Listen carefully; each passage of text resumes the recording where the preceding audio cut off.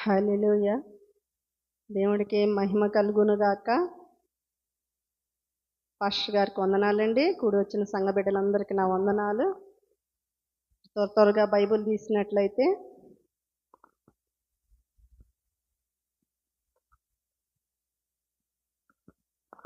మొదటి కొరింథీ 16వ అధ్యాయం 13, 14 వచనం చూసుకుందామండి.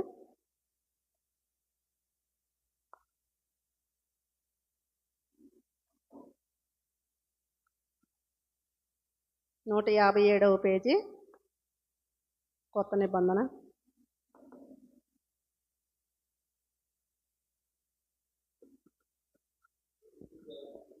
మెలకువగా ఉండి విశ్వాసమందు నిలకడగా ఉండి పౌరుషము గలవారై ఉండుడి, బలవంతులై ఉండుడి. మీరు చేయు కార్యములన్నీ ప్రేమతో చేయుడి. అందరూ తలవంచుకున్నట్లయితే ప్రార్థన చేసుకుందామండి. మహాపరిశుద్ధుడు అయిన ప్రేమ గల నా తండ్రి యేసయ్యా, నీకు స్తుతులు స్తోత్రాలు వందనాలయ్యా. మరి ఈ వాక్యం ద్వారా నాయన అయా కూర్చున్న బిడ్డలతో నాయన నాతో మాట్లాడమని నజరేయుడైన యేసుక్రీస్తు నామమున అడుగు వేడుకొంచున్నాం పరమ తండ్రి, ఆమేన్. మరలా చదువుదామండి. మెలకువగా ఉండి విశ్వాసమందు నిలకడగా ఉండి పౌరుషము గలవారయుండుడి, బలవంతులయ్యుండుడి. మీరు చేయు కార్యములన్నీ ప్రేమతో చేయుడి. దేవుడు ఎంత గొప్పగా ఎంత మరి వాక్యం ద్వారా ఎలా మాట్లాడుతుంది చూడండి. మెలకువగా ఉండి ఈ విషయంలోనే ఈ వాక్యంలోనే 4 విషయాలు చెప్పుకున్నామండి. మరి 4 విషయాలు చెప్తానండి. ప్రతి ఒక్కళ్ళు మరి బైబిల్ తీసినట్లయితే మనం ఎలా ఉండాలి, ఎలా విశ్వాసంగా ఉండాలనే విషయం.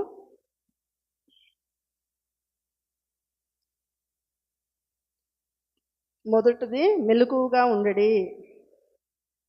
దెస్సలోనికీయులకు రాసిన పత్రిక 5వ అధ్యాయం 6వ వచనం. మొదటి దెస్సలోనికీయులకు రాసిన పత్రిక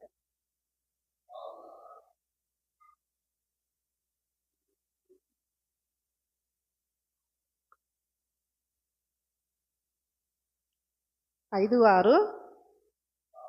కావున ఇతరుల వలె నిద్రపోక మెలకువగా ఉండి మత్తులము కాక ఉందుము. చూడండి దేవుడు ఏం మాట్లాడుతున్నాడో. మెలకువగా ఉండి ప్రార్థన చేయమంటున్నాడు. నిద్రపోతుల వలె ఉండక ఆయన ఆశ్రయించిన బిడ్డలు ఎలా ఉండాలంటే మెలకువగా ఉండి ప్రతి విషయంలో, ఎలా అంటే ప్రతి విషయంలో మెలకువగా ఉండాలి. మరి బైబిల్లో ఉంది, గుణవంతురాలైన స్త్రీ మెలకువగా మరి జ్ఞానం కలిగి మరి అంత తన కుటుంబాన్ని కట్టుకున్నట్టుగా మనం కూడా గుణవంతురాలైనట్టుగా మెలకువగా అంటే ప్రతి విషయంలో, తన భర్త విషయం కావచ్చు, బిడ్డల విషయం కావచ్చు, అన్ని విషయాల్లో మెలకువగా ఉండి ప్రార్థన చేసుకోవాలి. తన భర్త ఎలాగా మరి ఆయన ప్రవర్తన ఎలాగుంది, తన బిడ్డల ప్రవర్తన, బిడ్డల సెల్లులు చూస్తున్నారు, మరి సెల్లుల్లో ఏం చూస్తున్నారో, మరి బిడ్డలు మరి భర్త కూడా మరి ఆయన బయటికి వెళ్తున్నాడు, ఆయన ప్రవర్తన ఎలా ఉంది, అలాగా ప్రతి విషయంలో గ్రహించి మెలకువగలిగి ఉండాలి. ప్రతి స్త్రీ ఉండవలసింది అదే. అంటే ఇతరుల వలె. దేవుడు ఏం చెప్తున్నాడు? ఇతరుల వలె ఉండవాకండి, మెలకువగలిగి తెలివిగలిగి గ్రహించి ఉండండి ప్రతి విషయంలో. మన కుటుంబం మరి గొప్పగా ఉంటేనేగా మన దేవుడి బిడ్డలుగా మరి మనకు ఒక గుర్తింపు. ఎలా ఉండాలి? చూసే వాళ్ళకి ఒక మాదిరిగా ఉండాలి. దేవుడు మనతో ఏం చెప్తున్నాడు? మెలకువగలిగి ప్రవర్తించండి అంటున్నాడు. ప్రతి విషయంలో మెలకువగా ఉండి ప్రార్థన చేయండి అంటున్నాడు. మరి ఇంకో రెండో విషయం చూసుకుందామండి. రెండో విషయం, విశ్వాసమందు నిలకడగా ఉండుడి. హెబ్రీయులకు రాసిన పత్రిక 11వ అధ్యాయం 6వ వచనం.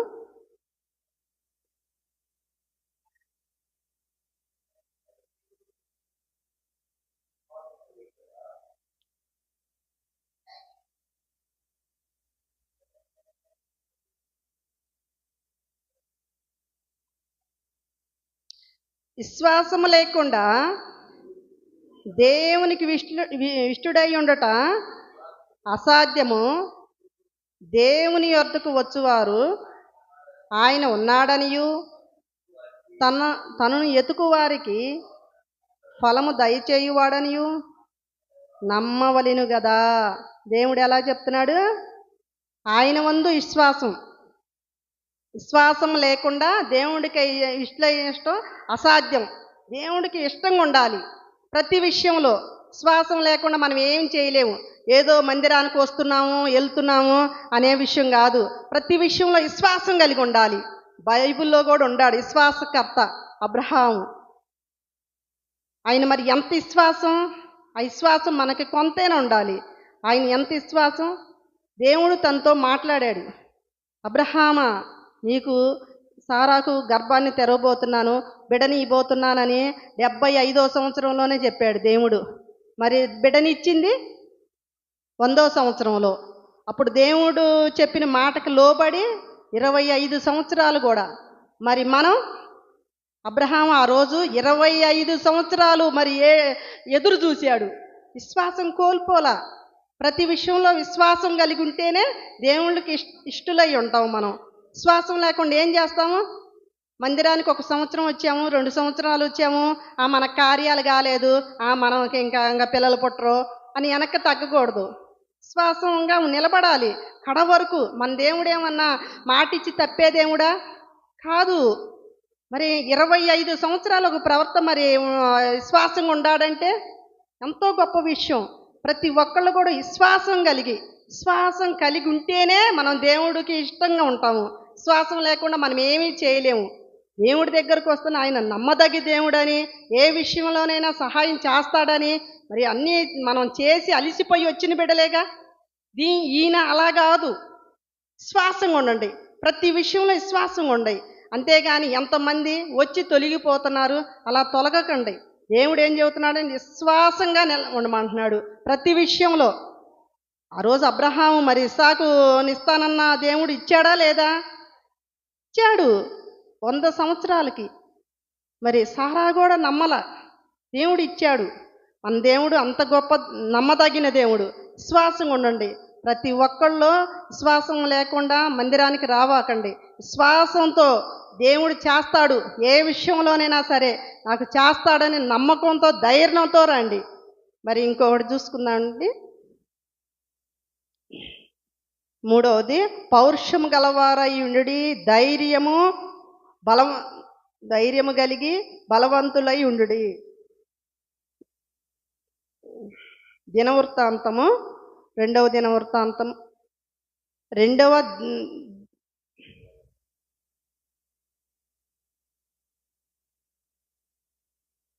2వ దినవృత్తం 15వ అధ్యాయం 7వ వచనం.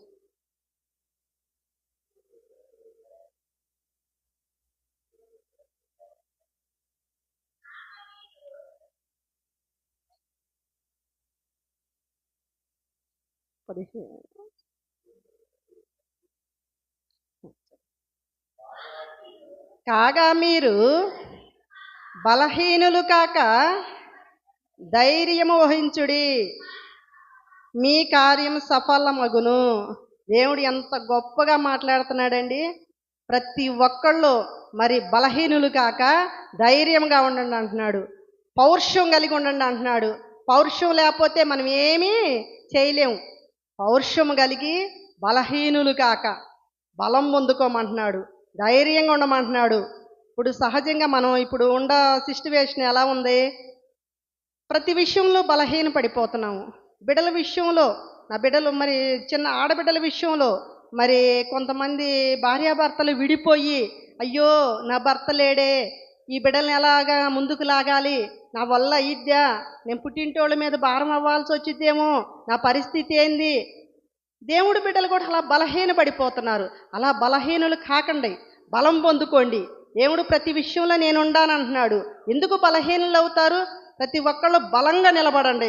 దేవుడి బిడ్డలు చెప్తున్నాడుగా, పౌరుషం కలిగి బలహీనులు కాక బలం పొందుకోమంటున్నాడు. మనం దేవుడు చేతిలో బలమైన బాణాలల్లే ఉండాలి, అంతేగాని బలహీనులుగా అన్యులు మనల్ని చూసి నవ్వుకునేలా ఉండవాకండి. ప్రతి విషయంలో బలం పొందుకొని ఉండండి. మన బలం ఎవరంటే మన దేవుడే, ఆళ్ళీళ్ళు కాదు. తల్లిదండ్రులు ఉండారు, అన్నదమ్ములు ఉండారు, కాసేపు మనకు ఓదార్పునిచ్చేది. అదే దేవుడు వాక్యం పౌరుషం కలిగి, మరి అలా కూడా కాదు. మన దేవుడు ఎలా చెప్తున్నాడు, ఆయనే పౌరుషం గల దేవుడు. అసలు మన జోలెత్తి ఆయన ఊరుకునే ఆయన కాదు. అలాంటిది పౌరుషం కలిగి ధైర్యముగా బలవంతులై ఉండండి అని చెప్తున్నాడు. ప్రతి విషయంలో నేనైతే ఎప్పుడు బలహీనంగా తగిలిన దెబ్బ లాంటిది కదా ఆ రోజుల్లో నాకైతే.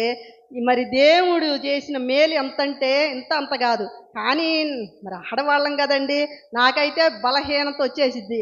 అప్పుడు ఏంది ప్రభువా, అసలు పాస్టర్ గారు చూస్తే ఈ మందిరాలు ఇవన్నీ చేస్తున్నాడు, ఈ బిడ్డల వివాహం ఎలాగైద్ది, కుమారుడు చదువు ఎలాగైద్ది అని ఎప్పుడు బాధపడతా ఉండేదాన్ని.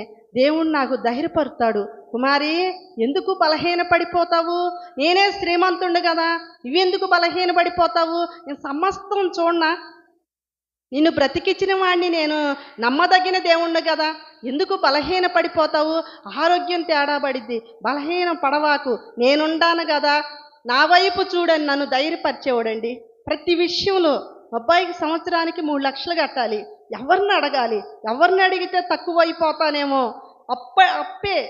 అప్పైనా సరే ఎవరిని అడగాలి అని ఎంతగానో కృంగిపోయేదాన్ని. దేవుడు నన్ను బలపరిచేవాడు, కుమారి నీ వాళ్ళ వైపు వీళ్ళ వైపు ఎవరు చూడొద్దు, నీ వాళ్ళ దగ్గరికి వెళ్ళి చేయి చాపొద్దు, నీకు అలాంటి పరిస్థితి లేదు, వాళ్ళే నీ దగ్గరకు వచ్చేస్తారు, నా బలిపీఠం దగ్గర నా దగ్గర మొరపెట్టు నేను ఇస్తాను అని బలపరిచేవాడండి నన్ను.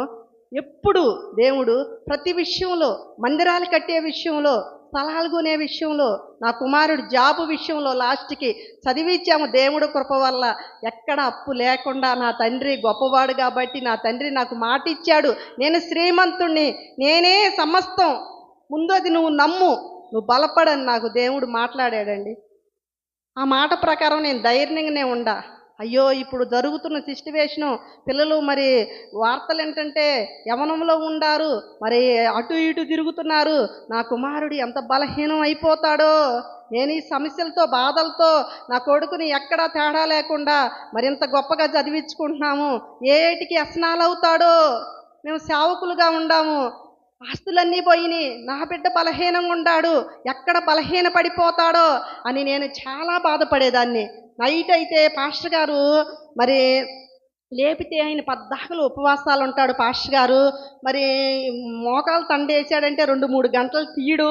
మరి నేను ఏం చేయాలని 3 గంటలకి నాకు దేవుడు మెలకువ చేసేవాడండి. లేచి మోకరించి ప్రార్థన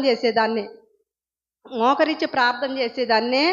దేవుడు కృప వల్ల నాకు వెంటనే అప్పుడే దర్శనం ఇచ్చేది. ఎందుకు, నా పేరు కోడేశ్వరి, దేవుడు నన్ను పిలిచిన పేరు కుమారి అని. కుమారి ఎందుకు బాధపడతావు, నేనుండాను కదా, నీకు పదే చెప్తున్నా, నువ్వు బలహీనురాలు అయిపోతే నువ్వు చేతికి రావు, నువ్వు బలం పొందుకొని ధైర్యంగా ఉండు, నీ కుమారుడు ఎక్కడ తప్పిపోడు అని చెప్పేవాడు. ప్రభువా నాకు కావాల్సింది అదే నాయన, ఆస్తులు అంతస్తులు పోయినా సరే సంపాదించుకుంటాము, నీవు శ్రీమంతుడు అయి ఉండావు కాబట్టి నా కొడుకు ఏ వ్యసనాలకు పారుడు అవ్వకూడదు ప్రభువా, నా కొడుకు హృదయం అంతా నీవు ఉండాలి ప్రభువా అని నేను నేర్చుకునేదాన్ని. పగలు పాస్టర్ గారు నిద్రపోతున్నప్పుడు ఆ సెల్లు తీసుకొని మా అబ్బాయికి ఫోన్ చేసేదాన్ని, అబ్బాయి ఏంది వాతావరణం అక్కడ ఎట్టుంది, మీ ఫ్రెండ్స్ అందరూ మరి ఏంది, అందరూ గొప్పవాళ్ళు, నా కుమారుడు కూడా గొప్పవాడే దేవుడు కృప వల్ల. అందరూ మరి ఏంది పొజిషన్ అంటే, అమ్మ ఇక్కడ ఏం జరుగుతుంది అనుకుంటున్నావు, అందరూ మంచి రేటు కల్లా ఇస్కీలు అయ్యి తాగుతున్నారమ్మా, రారా తాగుదాం శశిదారు రారా అని పిలుస్తారమ్మా. నేను ఏం చేయాలో కానీ నాకైతే దేవుడే నువ్వు ఏమని ప్రార్థన చేస్తున్నావో నాకైతే తెలియదు కానమ్మా, నాకైతే చీ అనిపించేదమ్మా. నేను తాగనురా, నేను రానురా అనేవాడినమ్మా. వాళ్ళందరూ తాగితే నన్ను ఒక్కడిని అదొకలాగా చూసేవాళ్ళమ్మా. తాగుబోతోళ్ళే ఈ రోజుల్లో కరెక్ట్గా ఉండట్టు, తాగనోళ్ళని అదొకలాగా చూస్తున్నట్టుగా నాకు చాలా సిగ్గుగా అనిపించిందమ్మా. కానీ నేను మీ బిడ్డను కదమ్మా, నువ్వేమని ప్రార్థన చేస్తున్నావో నాకైతే తెలియదు, కానీ ఈ హృదయంలోకి అలాంటి చెడు ఆలోచన కూడా, చెడుకి నాకు హృదయంలో స్థానం లేదమ్మా, నువ్వేమని ప్రార్థన చేసావు, నా మనసుకు కూడా తట్టట్లేదని అడిగాడు మా అబ్బాయి. నిజంగా నేను అప్పుడే ఆ క్షణమే దేవుడికి ప్రభువుకు శృతులు స్తోత్రాలు చెప్పుకున్నా. ఎందుకంటే వాళ్ళకి చెప్పక్కర్లా, ప్రతి విషయం మనం చెప్పామంటే వాళ్ళు ఇసుకుంటారు. ఏందమ్మా పద్దాకలా యవనంలో ఉండాము, అటు ఇటు చూడబాకంటావు, మరి అవి చేయకూడదు ఈ చేయకూడదు అంటావు అని మనల్ని ఇసుక్కుంటారు. మనం అలాగ వాళ్ళని మనం బ్యాడ్ అవ్వకూడదు వాళ్ళ దగ్గర. మన పరమ తండ్రి దగ్గర సమస్తం ఆయన దగ్గరే ఉండయి.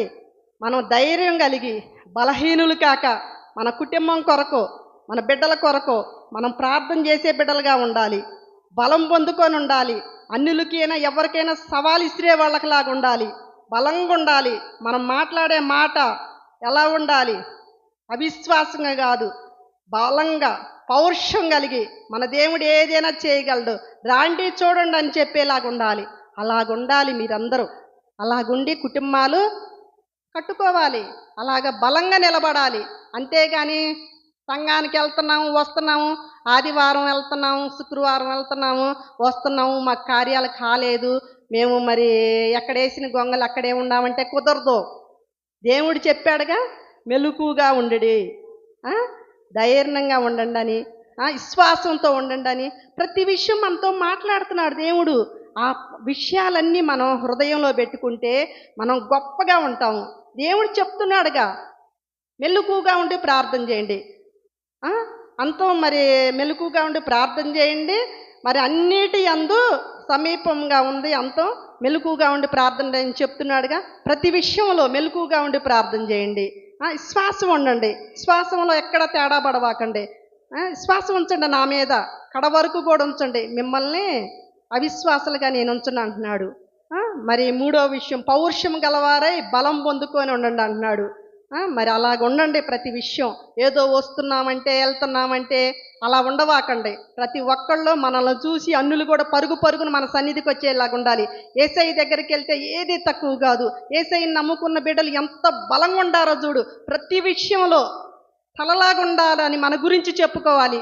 మన గురించి మనం చెప్పుకోవడం కాదు, అన్యులు చెప్పాలి. ఇప్పుడు నా గురించి నేను చెప్పుకోవడం కాదు, నా తండ్రి చేసిన మేలు నేను ఎక్కడైనా సవాలు ఇసరగలుగుతా, ఎంతమందిలోనైనా ఇసరగలుగుతా. అంత అగాధంలోంచి లేపాడండి నా దేవుడు. వాళ్ళందరూ నన్ను చూసి, నేను చెప్పేది తప్పు కాదు కదా, నేను చెప్పేది కంటికి కనపడుతుంది, కంటికి కనిపడేలే చేస్తాడు మన దేవుడు. ఊరికే ఏదో మనం 4 మాటలు అబద్ధాల మాటలు చెబితే మనం వెళ్ళిన తర్వాత ఈమె ఇంతే చెప్పిద్దిలే అంటారు. అలా కాదు మన దేవుడు చేసేది, కంటికి కనపడేలాగా. ఇప్పుడు మా విషయం ఏముండండి, మరి ఎంత అగాధంలో పడిపోయాము, జీరోలో పడిపోయాము. జీరోకి ఏమన్నా స్థానం ఉందా? స్థానం లేదు. మేము కూడా జీరోలోనే ఉండాము. ఎవరన్నా చెయ్యందిస్తే బాగుండు, బలహీనులం అయిపోయాము, అలిసిపోయాము. అలాంటి సమయంలో మహానుభావుడు వచ్చి మరి చెయ్యందిచ్చాడు. నేను నమ్మిన దేవుడు ఏ దేవుడు రాలా, లక్షలు పెట్టి గుళ్ళు కట్టించాము. ఎవ్వరు బలహీనులం అయిపోయాము. ఎవరన్నా అయినోళ్ళు చెయ్యందిస్తే బాగుండు, ఎవరన్నా తెలిసినోళ్ళు చెయ్యందిస్తే బాగుండు. ఈ బిడ్డలను ఎలా బ్రతికించాలి, ఎలాగ నిలబడాలి అని బలహీనులం అయిపోయాము మేము. పాస్టర్ గారు అయితే ఆ ప్రభావం పడి, చేతబడి ప్రభావం మరీ బలహీనం అయిపోయాడు. నీకేం పర్వాలేదు, మనం ఎవ్వరికి అన్యాయం చేయలేదు, నువ్వు ధైర్యంగా ఉండని చెప్పేదాన్ని. నేను ఏడ్చుకునేదాన్ని, మళ్ళీ లోపలికి వెళ్ళి అందరున్నప్పుడు ధైర్యంగా ఉండేదాన్ని. పాస్టర్ గారికి ఈ పిల్లలకి ధైర్యం అని చెప్పేదాన్ని. ఆ టైంలో వచ్చాడు మహానుభావుడు, నేనుండానన్నాడు. మాకు ఎవరు చెప్పింది కాదు, యేసు ప్రభు గురించి మాకు చెప్పింది కాదు. నీతిమంతులు 6 సార్లు పడిపోయినా 7వసారి పడకుండా నేను చెయ్యందిస్తానన్న దేవుడు ఆకాశంలోంచి తొంగని చూస్తూ ఉంటాడంట. ఎవరు నీతిమంతులు పడిపోతున్నారు అని చూస్తాడంట. మనమందరం ఆయన బిడ్డలమే, మనకు తెలియక అటు ఇటు తిరుగుతున్నాము. అందరూ ఆయన బిడ్డలే. ఆయన అప్పుడు వచ్చాడండి మా ఇంటికి ఒక పేపర్ ద్వారా, నేనుండానని మాట్లాడాడు. ఇంకా ఆ మాట చాలు అనుకున్నాము. అప్పుడు దాకా అలిసిపోయాము, బలహీనులం అయిపోయాము. ఇంకా చనిపోతే బాగుండు, ఇంకా మాకు ఇంకా దారి లేదనుకున్నాము. అలాంటి స్థితిలో మహానుభావుడు వచ్చాడు. నేనుండాను, నేనే సమస్తం, నేనే శ్రీమంతుణ్ణి, ముందు నమ్మండి, విశ్వాసం ఉంచు నా పైన బిడ్డ, నేనుండానన్నాడు. బలహీనులను బలపరిచే దేవుడు మమ్మల్ని బలపరిచాడండి. ప్రతి విషయంలో బలపరిచాడు. మందిరం కట్టే విషయంలో బలపరిచాడు. ఆడవాళ్ళం కదా, నేనైతే కొంచెం కాస్త కూర్చో బలహీనలు పడిపోతానే ఉండేదాన్ని. మన పాస్టర్ గారు అయితే ధైర్యంగా ఉండేవాడు. చెప్పింది ఎవరు అనుకుంటున్నావు, సమస్తం ఆయనే కదా, సృష్టి ఆయనేదే కదా, నువ్వెందుకు భయపడుతున్నావు అనేవాడు. ఆడవాళ్ళకి ఎక్కడో ఉంటుంది కాస్త కూర్చో, అది నాకు కూడా టచ్ చేస్తానే ఉంటుంది, అప్పుడప్పుడు బలహీనం చేస్తానే ఉంటుంది. కానీ దేవుడు ఎప్పుడు మాట్లాడుతూ ఉంటాడు, కుమారి బలహీనురాలు కాకు, బలంగా ఉండు. దేవుడు చెబుతాడుగా, నడుము బిగించుకొని బలంగా ఉండండి అని. అలాగా బలంగా ఉండు కుమారి అని మాట్లాడేవాడు. అలాగా ప్రతి విషయంలో బలంగా నిలబడ్డానండి. గొప్ప శృంగార మందిరం కట్టించుకుంటానన్నాడు. మరి ఆ విషయంలో అప్పుడు కూడా బలహీనరాలయ్యా. ఏంది ప్రభువా, మాకు ఆస్తులు ఉన్నప్పుడు వచ్చి నడితే శృంగార మందిరం కట్టించేవాళ్ళం కదా ప్రభువా, ఇప్పుడు వచ్చి శృంగార మందిరం అడుగుతావేందు ప్రభువా అని బలహీనరాలయ్యా. దేవుడు నైట్ మాట్లాడేవాడు, కుమారి ఎందుకు బలహీనరాలు అవుతావు, నేనే బలవంతుణ్ణి, నువ్వు నా బలం పొందుకో, నేను శ్రీమంతుణ్ణి, నిన్ను ఎక్కడ దగ్గర చేయి చాపనీను, నేనే నీ శృంగార మందిరం కట్టిస్తాను, నా దగ్గర ప్రార్థన మాత్రం చెయ్యి అన్నాడు. అంతే పాస్టర్ గారు నేను ఎప్పుడు మందిరంలో ఎడతెక్క ఎప్పుడు ఉపవాసాలుండి ప్రార్థన చేసేవాళ్ళమే. ప్రతి విషయంలో ధైర్యం కలిగి బలం పొందుకొని ప్రతి విషయంలో దేవుడు గొప్ప శృంగార మందిరం కట్టించాడండి. మా విషయంలో గొప్ప కార్యం చేశాడు. మరి మా విషయంలో చేసిన దేవుడు మీ విషయంలో చేయడా? ప్రతి ఒక్కళ్ళ విషయంలో చేస్తాడు. మీరు అస్సలు బలహీనులు కాకండి, బలం పొందుకొని ధైర్యంగా ఉండండి. మనల్ని ద్వారా అనేక మందిని దేవుడి సన్నిధికి తీసుకొచ్చే బిడలుగా ఉండాలి మీరు. సరేనండి, ఇంకొక వచనం చూసుకుందాం. ప్రేమతో చేయుడి, ఏ విషయమైనా ప్రేమతో. పరిచర్యే కావచ్చు, ఇంట్లో పనే కావచ్చు, ఏ విషయమైనా బైబిల్లో చూసుకుందాం. 1 కొరింథీ 13:13.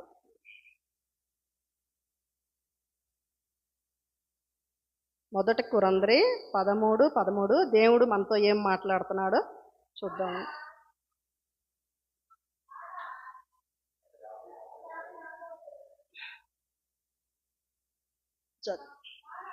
కాగా విశ్వాసము, నిరీక్షణ, ప్రేమ, ఈ మూడును నిలుచును, వీటిల్లో శ్రేష్టమైనది ప్రేమయే. దేవుడు ఏం చెబుతున్నాడు? ప్రతి విషయంలో ప్రేమే కలిగి ఉండమంటున్నాడు. ఇంకా బైబిల్లో ఇంకా 13:4 కూడా ఉంది, ప్రేమ దీర్ఘకాలము సహించును, దయ చూపించును, ప్రేమ మత్సరపడదు, ప్రేమ డంబముగా ప్రవర్తింపదు, అది ఉప్పొంగదు, అమర్యాదగా నడవదు. ప్రేమ ఎలా ఉంటుంది? ప్రతి విషయంలో సంతోషమే, అమర్యాదగా ప్రవర్తించరు, ప్రతి విషయంలో సంతోషంగానే ఉండాలి. ప్రేమ ఉంటే కోపం రాదు, ప్రతి విషయంలో సంతోషంగా, కుటుంబాలు కట్టుకునే విషయంలో, మరి అన్ని విషయాల్లో ప్రేమ ఉంటేనే. ప్రేమ లేకపోతే మనం ఏమీ జయించలేం. ప్రతి విషయంలో ప్రేమ కలిగి ముందుకెళ్ళాలి. పరిచర్య విషయంలో కూడా ఏదో పాస్టర్ గారు చెప్పారు కదా, ఏదో పరిచర్యలో పాల్గొందాంలే అంటే కాదు, మనస్ఫూర్తిగా హృదయంలోంచి ప్రేమ అనేది. ప్రేమ ఉండచాట చెడుకు తావుండదు, అమర్యాదకు తావుండదు. ఏ విషయంలోనైనా ప్రేమ కలిగి ఉంటే మన కుటుంబాలు కట్టుకోగలుగుతాము, ఏ విషయంలో అయినా ధైర్యంగా ఉండగలుగుతాము.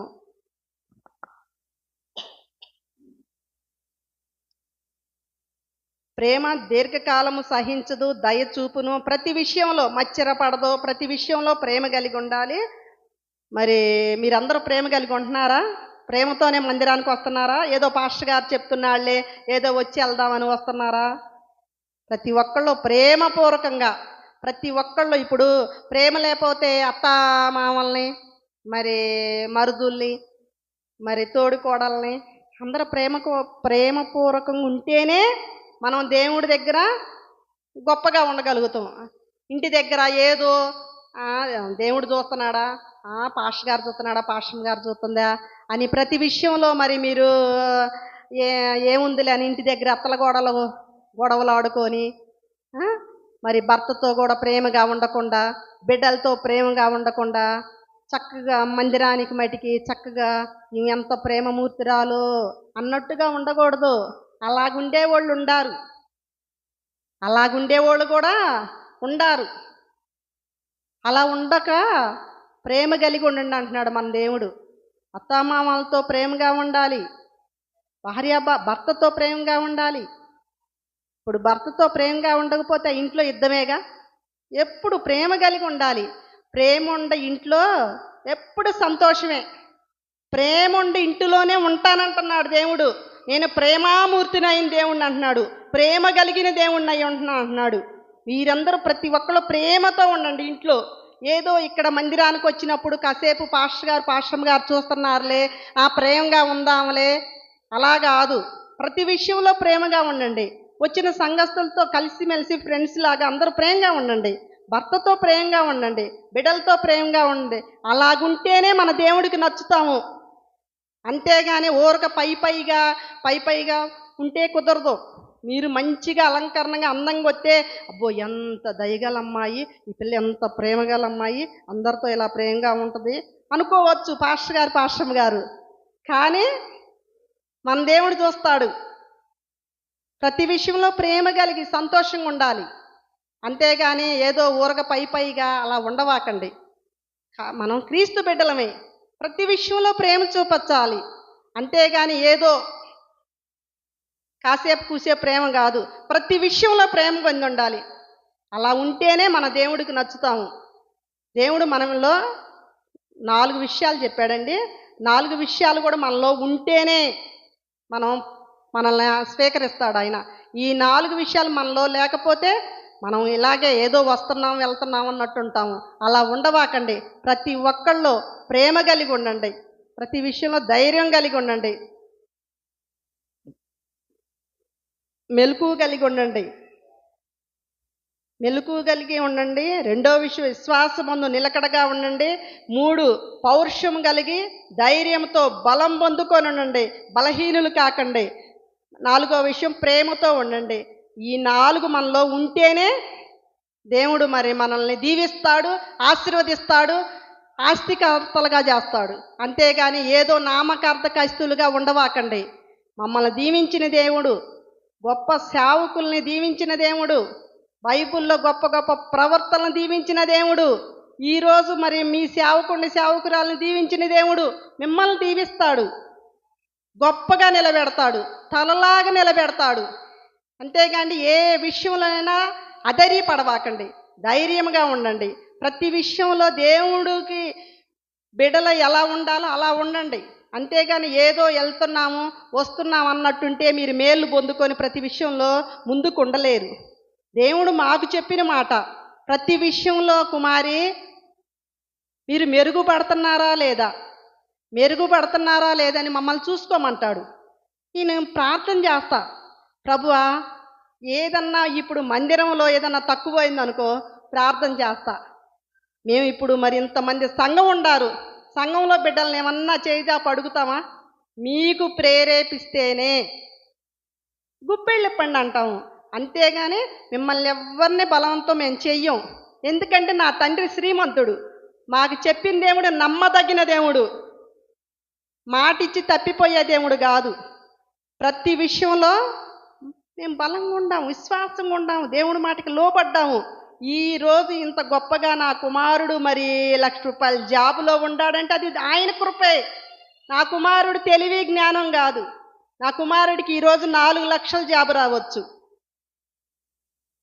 4 లక్షల జాబు కాదు ప్రభు, నీ తెలివి నీ జ్ఞానం నా కుమారు ఒక్కళ్ళు తన భర్త తన బిడ్డలు అందరు సన్నిధికి వచ్చి ఎదగాలని ప్రార్థన చేయండి. అంతేగాని ఏదో సన్నిధికి మేము వస్తున్నాము వెళ్తున్నాము అన్నట్టుగా ఉండవాకండి. ఇప్పుడు మనం దేవుడి దగ్గర దేవుడు పక్కనుంటే మరి మీరందరూ దేవుడు పక్కనుంటే ఒక విషయం చెప్పండి, మీరందరూ దేవుడు పక్కన ఉంటారు. బాప్తీసం తీసుకొని మారు మనసు పొంది నీ కుమారులు కుమార్తెలు నీ భర్త మరి ఆ అపవాది చేతులు ఆ నరకంలో ఓ ఓ అంటే మీకు ఎలా ఉంటుందండి? బాధగా ఉంటుంది. అప్పుడు ఏడవటం కాదు, దేవుడు చనిపోతూ సిలువ మీద చెప్పిన మాట ఇదే, నా కొరకు మీరు ఏడవవాకండి, మీ బిడ్డల కోసం మీ కుటుంబాల కోసం ఏడవండి అన్నాడు. మనం అలాగుండాలి. మనం ఎక్కడమే వచ్చి బాప్తీసం తీసుకొని ఏదో వస్తున్నాం వెళ్తున్నాం మాకు జరుగుబాటుంది అది కాదు కావాల్సింది. తన కుటుంబాలు కట్టుకునే స్త్రీలాగా ఉండాలి. ఇందాక మెలకుగా ఉన్నప్పుడు చెప్పాగా, గుణవతిరాలైన స్త్రీ తన కుటుంబాన్ని కట్టుకుంటుంది. అలాగుండాలి, అలాగ ధైర్యంగా ఉండాలి. ఏ విషయంలోనైనా కుటుంబాలు నడిపించే వాళ్ళకి లాగా ఉండాలి. ఒక సేవకులదే కాదండి బాధ్యత దేవుడి సువార్త పంచటం. మీరు కూడా అనేక మందికి చెప్పాలి, అనేక మందిని సన్నిధికి దేవ ప్రేమ రుచి చూపించాలి.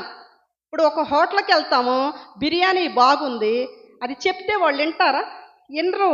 రా ఒకరోజు మనం ఫంక్షన్ పార్టీకి వెళ్దామని ఏదో రకంగా వెళ్ళి అక్కడికి వెళ్ళి ఆ బిర్యానీ తింటేనే కదా వాళ్ళకు కూడా రుచి తెలిసేది. అలాగే మన దేవుడి రుచి కూడా మనం చేయబట్టుకొని తీసుకొచ్చే వాళ్ళకి లాగా ఉండాలి. దేవుడు అదే మనకు చెప్పిన బాధ్యత. అందరూ ఆయన బిడ్డలే, అంతేగాని దేవుణ్ణి నమ్ముకున్నోళ్ళు అన్యులు వాళ్ళు వీళ్ళు మన బిడ్డలకు కాదు అని దేవుడు అంటల్లా. అందరూ నా బిడ్డలే, అందరు కళ్ళు తెరవబడాలి. మీరు చెప్పండి, నేను చేసిన మేలు చెప్పండి అంటున్నాడు. ప్రతి ఒక్కళ్ళు అనేక మందికి చెప్పేలాగా ఉండాలి. ఆ విషయం ఈ విషయం ఎందుకు, మీ జీవితాల్లో జరిగిన విషయాలే మీరు చెప్పండి. మీ జీవితాల్లో జరిగిన విషయాలే. మీరు ఎంత అలిసిపోయి వచ్చారు మందిరాలకి, ఎంత అలిసిపోయి వచ్చారు మందిరానికి. పాశ్రమ్ గారు వాళ్ళ విషయమే చెప్పండి.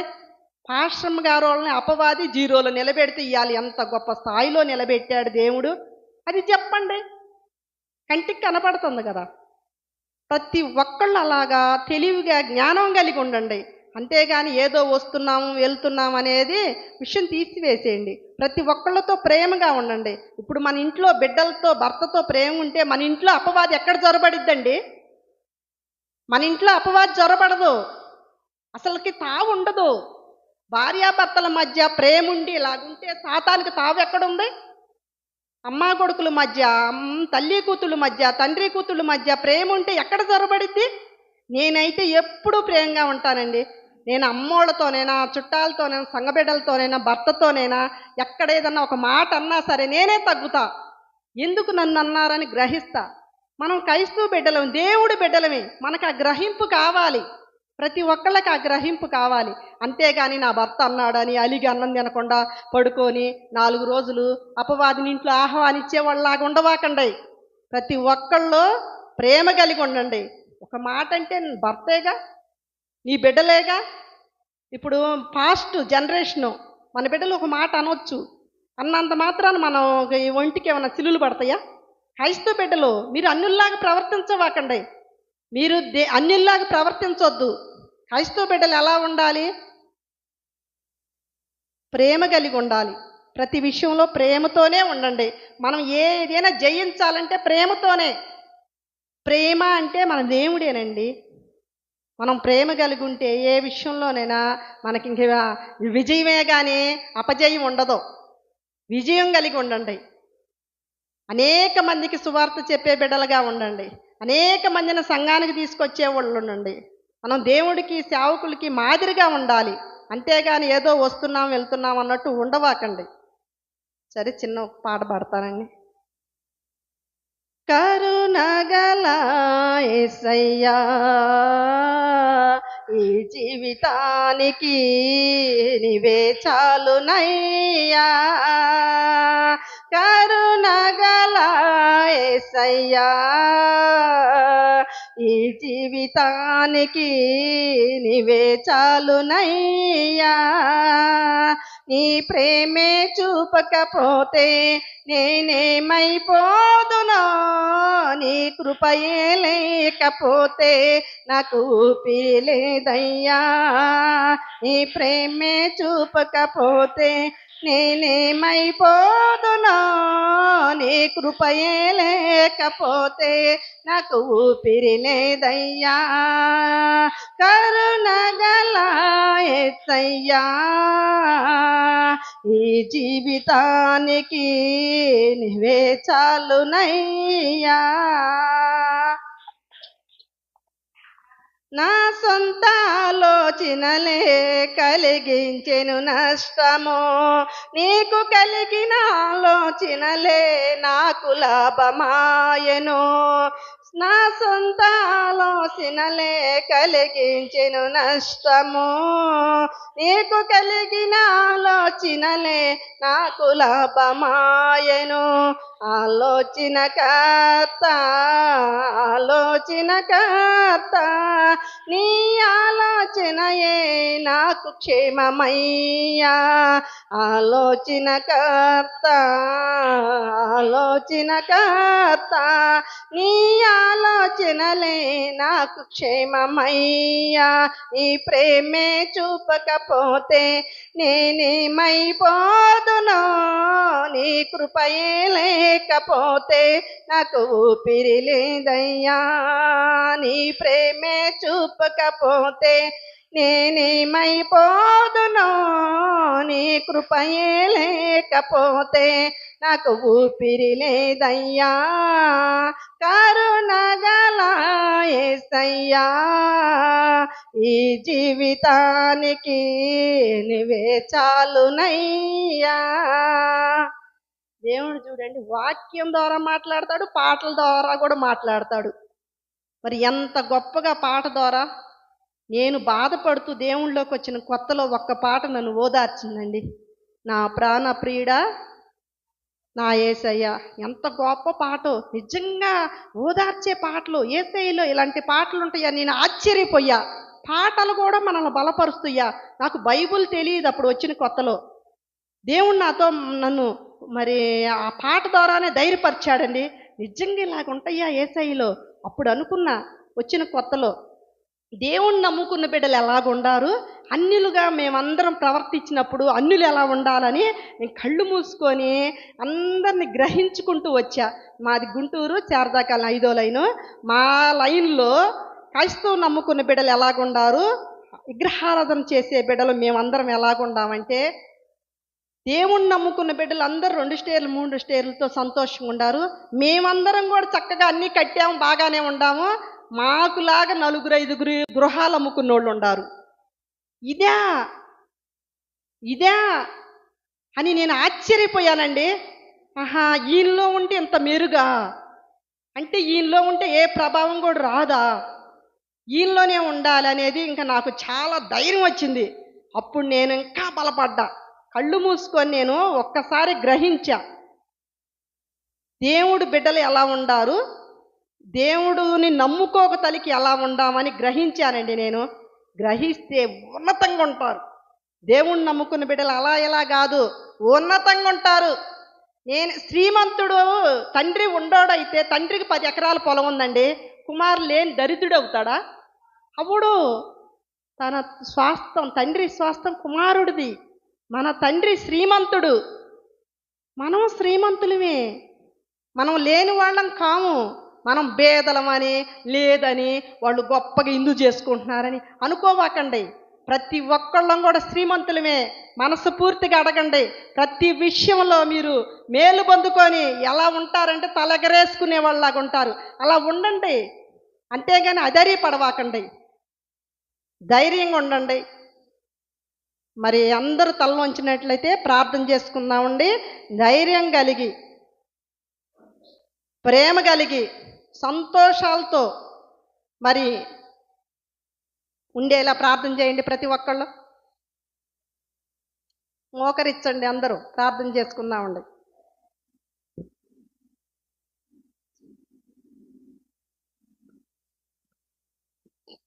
ప్రార్థన చేయండి, అందరూ మోకరించినట్లయితే ప్రార్థన చేయండి. మన దేవుడు చెప్తున్నాడు, మెలకుగా ఉండి ప్రార్థన చేయండి అని. మెలకు కలిగి ప్రార్థన చేసే జ్ఞానాన్ని మాకు దయచేయి ప్రభు అని అడగండి. ప్రతి ఒక్కళ్ళు విశ్వాసముతో నిలకడగా ఉండి ప్రార్థన చేయండి. తప్పిపోయే వాళ్ళలాగా ఉండవాకండి. విశ్వాసం కలిగి ప్రతి విషయంలో ధైర్యం కలిగి ప్రార్థించండి. పౌరుషం కలిగి, మన దేవుడు పౌరుషం గల దేవుడు, మనం పౌరుషం కలిగి ఉండాలి. ప్రతి ఒక్కళ్ళు పౌరుషం కలిగి ధైర్యంతో బలం పొందుకున్న వారమై బలం పొందుకొని తిరిగి వెళ్తున్నామని ప్రార్థన చేయండి. మేలు పొందుకొని వెళ్తున్నామని ధైర్యంతో అన్ని విషయాల్లో ప్రేమ కలిగి ఉండేలా ప్రార్థన చేసుకోండి. ప్రార్థన చేసుకుందాం. మహాపరిశుద్ధుడు అయిన ప్రేమగల తండ్రి, నీకు స్తోత్రాలు, వందనాలయ్యా. ఆ బిడ్డలందరినీ జ్ఞాపకం చేసుకో ప్రభువా. అయా బిడ్డలందరూ ప్రభువా తెలివి కలిగి ధైర్యం కలిగి నాయన అయా ప్రవర్తించే కృపను దాయిచ్చే ప్రభువా. అవిశ్వాసులుగా ఉండక విశ్వాసము పొంది నాయన బిడ్డలు బలపడే కృపను దాయిచ్చే ప్రభువా. ప్రతి ఒక్కరూ ప్రేమమూర్తివై ఉండు ప్రభువా. ప్రతి బిడ్డ ఎలా ఉండాలో ప్రేమ కలిగి ఉండాలో అని మాతో మాట్లాడిన దేవుడు ప్రభువా. ప్రతి ఒక్కళ్ళతో ఆయన మాట్లాడిన దేవుడు ప్రభువా. అలా ఉండే జ్ఞానాన్ని తెలివిని ప్రతి ఒక్కళ్ళకి దాయిచ్చే ప్రభువా. అయ్యా నీ బిడ్డలపై నీ ఆత్మ కుమ్మరించు ప్రభువా. నీ బలమైన ఆత్మను కుమ్మరించు ప్రభువా. అట్టి జ్ఞానాన్ని తెలివిని దాయిచ్చే ప్రభువా. ఏ ఒక్కరు అవిశ్వాసంతో తిరిగి వెళ్ళకూడదు ప్రభువా. ఇంకా మాకు కార్యాలు కావు, మా పరిస్థితి ఏందని అధైర్యంతో ఎవరు ఉండకూడదు ప్రభువా. ధైర్యపరచు నాయన నీ బిడ్డలు ప్రభువా. ప్రతి ఒక్కళ్ళని కనికరించు ప్రభువా. మాలో ఉండ చెడేమన్నుంటే తొలగించు ప్రభువా. నీ బిడ్డలుగా ధైర్యంగా బలం పొందుకొని నాయన తిరిగి వెళ్ళే కృపను దాయిచ్చే ప్రభువా. అయ్యా ఎవరైతే అనారోగ్యంతో ఈ సన్నిధిలో అడుగు పెట్టారో అట్టి బిడ్డలకి మంచి ఆరోగ్యాన్ని దాయిచ్చే ప్రభువా. నీవే పరమ వైద్యుడు కదా నాయన, సహాయం చేయి ప్రభువా. ఎవరైతే అప్పు బంధకాల్లో నాయన ఆయా ఇబ్బందులతో సమస్యలతో కొట్టుమిట్టులాడుతున్నారో బిడ్డలందరినీ నాయన అప్పుల నుంచి విడుదల దాయిచ్చాయి ప్రభువా. శ్రీమంతుడు అయిన దేవుడు కదా ప్రభువా. నీ బిడ్డలను ఉన్నతంగా నిలబెట్టు ప్రభువా. తలెత్తుకున్న కేడములాగా నిలబెట్టు ప్రభువా. అట్టి కృపణ సంఘానికి వచ్చిన ప్రతి ఒక్కళ్ళపైన ఆయన నిన్ను నమ్ముకున్న బిడ్డలు, నిన్ను ఆశ్రయించిన బిడ్డలందరికీ దాయిచ్చాయి ప్రభువా. ఎవరైతే నాయన అయ్యా ఇంకా సంతానం లేక ఇంకా పిల్లలు పుట్రని బాధతో బలహీన పడిపోతున్నారో అట్టి బిడ్డలకి బలాన్ని చేకూర్చు ప్రభువా. వాళ్ళ గర్భఫలం నేనిచ్చు బహుమానం అంటున్నావుగా ప్రభువా. బిడ్డలకి బలపరచు ప్రభువా. వాళ్ళ గర్భాలు తెరువయ్యా. వాళ్ళ సంతానాన్ని దాయిచ్చేయి ప్రభువా. నీకు స్తోత్రాలు, వందనాలయ్యా. అలాగే ఎవరైతే చేతబడి ప్రభావాలతో అంధకార శక్తులతో చీకటి శక్తులతో బంధించబడ్డారో ప్రభువా అయ్యా అట్టి కుటుంబాలను విడుదల దాయిచ్చేయి ప్రభువా. ఎవరైతే అలాంటి సమస్యలతో ఇంకా మాకు తగ్గదు, ఇంకా మాకు బ్రతికే లేదు అనుకున్న బిడ్డలందరినీ సన్నిధికి చేర్చు ప్రభువా. అందరినీ కాపాడు ప్రభువా. అయ్యా అలిసిపోయిన బిడ్డల్ని నాయన సేద తీర్చే దేవుడు ప్రభువా. నా దగ్గరికి రాని నేను విశ్రాంతిని కలుగు చేస్తానన్న దేవుడు ప్రభువా. మమ్మల్ని విశ్రాంతి కలుగు చేసిన దేవుడివి. వచ్చిన బిడ్డల్ని నిన్ను ఆశ్రయించిన బిడ్డలందరికీ విశ్రాంతి కలుగు చేయి ప్రభువా. గొప్పగా నిలబెట్టు ప్రభువా. దేవానికి స్తోత్రాలు, వందనాలయ్యా. సహాయం చేయి ప్రభువా. ఆ చీకటి శక్తులు బంధకాల నుంచి విడుదల దాయిచ్చేయి ప్రభువా. ప్రతి కుటుంబంలో వెలుగై ఉండు ప్రభువా. ప్రతి ఒక్కళ్ళు మేలు పొందుకునే కృపను దాయిచ్చేయి ప్రభువా. తండ్రి నీకు స్తోత్రాలు ప్రార్థించండి. ప్రతి ఒక్కళ్ళు దేవానికి స్తోత్రాలయ్యా, వందనాలు. ప్రతి ఒక్కళ్ళు మేలు పొందుకొని నాయన ధైర్యపరచుకొని నాయన అయా తిరిగి వెళ్ళే కృపను దాయిచ్చేయి ప్రభువా. స్తోత్రాలు, వందనాలయ్యా. ప్రతి ఒక్కళ్ళు ప్రార్థన నాయన అయా షలోమోను ప్రార్థించాడుగా ప్రభువా. తండ్రి ఇశ్రాయేలు ప్రజలైన ప్రార్థన నా ప్రార్థన అయా ఆకాశంలో నమల సింహాసనంపై కూర్చున్న దేవా చెవియొగ్గి మా ప్రార్థన ఆలకించు ప్రభువా. మా ప్రార్థనకి జవాబు దయచేయి ప్రభువా అని నీ సేవకులు నాయన బిడ్డలు అడిగారుగా ప్రభువా. నీ ప్రవర్తలు మేము అడుగుతున్నాము తండ్రి. అయ్యా మా సేవకుడు ప్రార్థన, సేవకురాలు ప్రార్థన, సంఘ బిడ్డల ప్రార్థన చెవియొగ్గి మా ప్రార్థన ఆలకించు ప్రభువా. ఈ గ్రామ బిడ్డల ప్రార్థన ఆలకించు ప్రభువా. మా ప్రతి ప్రార్థనకి జవాబు దయచేయి ప్రభువా. నీ బిడ్డలుగా మమ్మల్ని అందరినీ హక్కును చేర్చుకో ప్రభువా. నీకు స్తోత్రాలు వందనాలయ్యా. మేము నీ బిడ్డలం ప్రభువా, ఎక్కడ తక్కువ కాక నాయనా గొప్పగా నిలబెట్టమని నీ ప్రేమ నీ కృప వచ్చిన బిడ్డలందరిపై మాపై నీ సేవకునిపై ఉంచమని నజరేయుడైన యేసుక్రీస్తు పరిశుద్ధాత్మ దేవుణ్ణి అడిగి వేడుకొంచున్నా పరమ తండ్రి. ఆమేన్. అందరికి వందనాలండి. గారికి కూడా వందనాలండి.